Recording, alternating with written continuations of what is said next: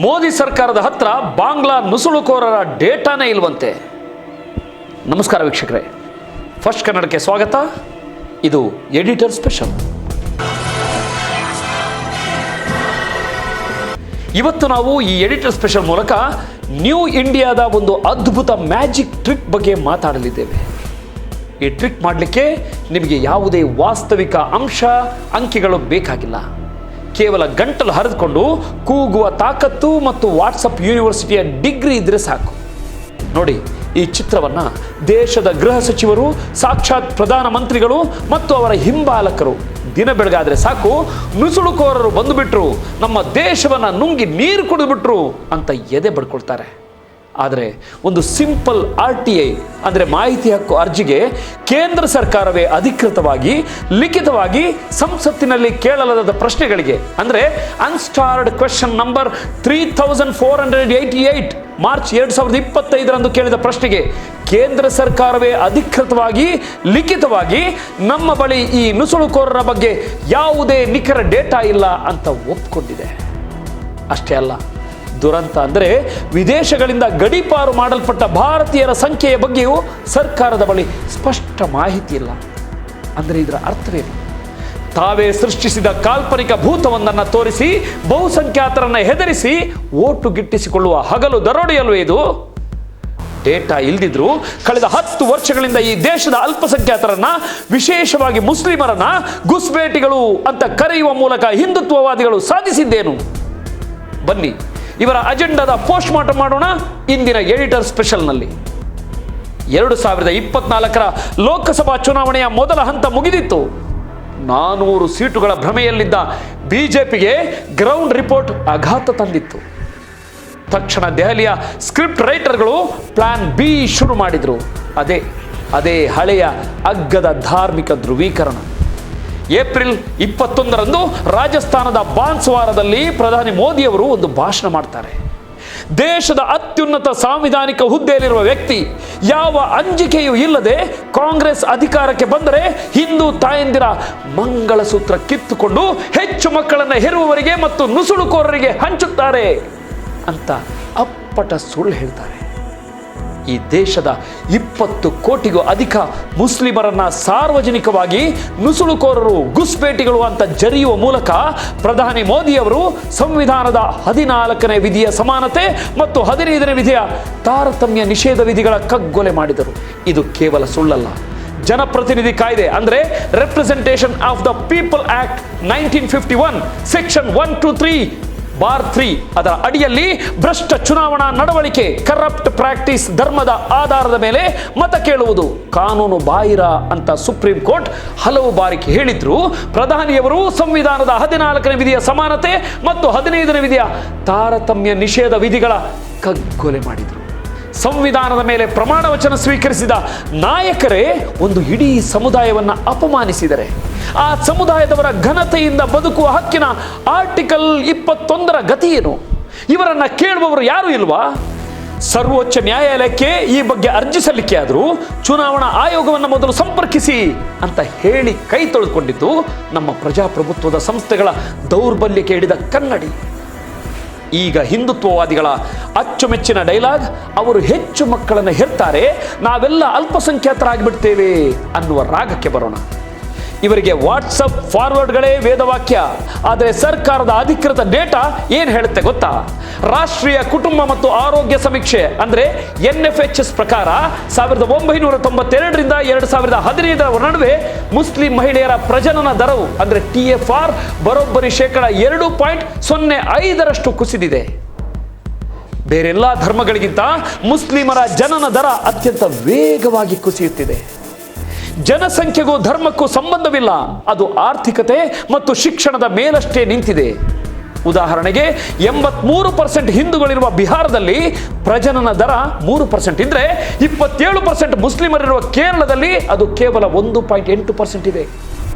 ಆದರೂ ಇವರು ಮುಸ್ಲಿಮರನ್ನ ಗುರಿಯಾಗಿಸ್ತಾರೆ.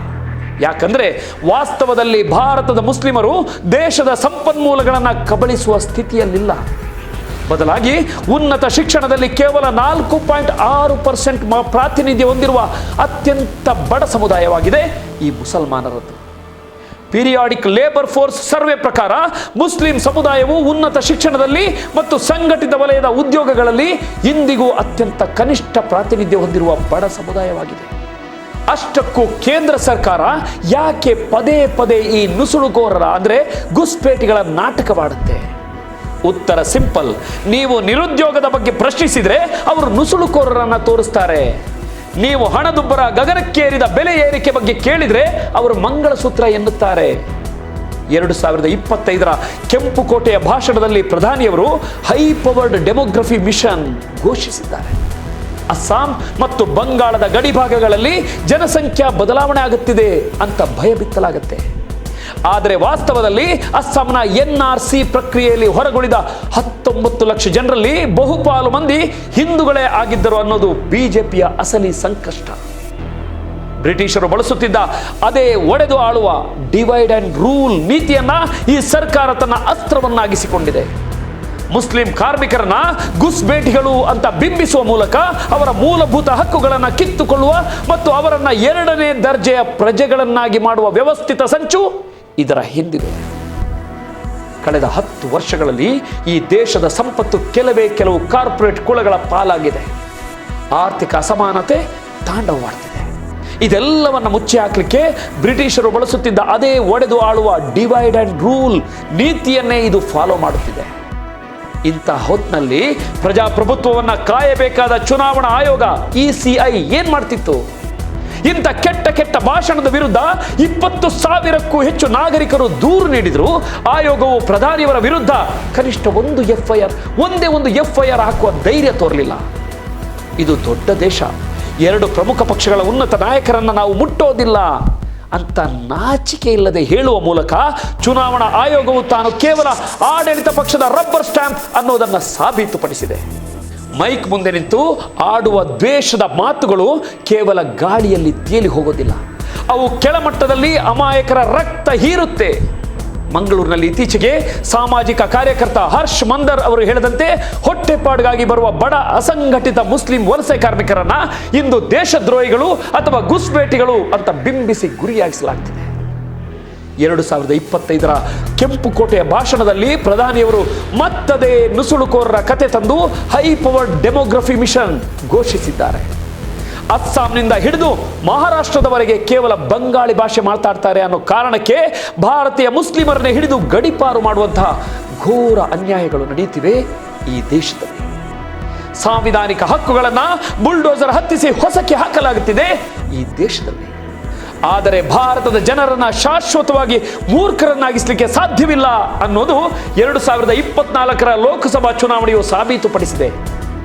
400ರ ಭ್ರಮೆಯಲ್ಲಿದ್ದವರು 240ಕ್ಕೆ ಕುಸಿದರು. ಧರ್ಮದ ಹೆಸರಿನಲ್ಲಿ ಮತ ಕೇಳಿದ ಅಯೋಧ್ಯೆಯಲ್ಲೇ ಅಂದರೆ ಫೈಜಾಬಾದ್ ಬಿಜೆಪಿಗೆ ಹೀನಾಯ ಸೋಲಾಯಿತು. ಇನ್ನು ಯಾವ ಬಾನ್ಸ್ವಾರದಲ್ಲಿ ನಿಂತು ಪ್ರಧಾನಿಯವರು ಮುಸ್ಲಿಮರನ್ನ ನುಸುಳುಕೋರರು, ಗುಸ್ಬೇಟಿಗಳು ಅಂತ ಜರೆದು ದ್ವೇಷ ಬಿತ್ತಿದ್ರು, ಅದೇ ಕ್ಷೇತ್ರದಲ್ಲಿ ಬಿಜೆಪಿ ಅಭ್ಯರ್ಥಿ ಸೋತು ಸುಣ್ಣವಾದರು.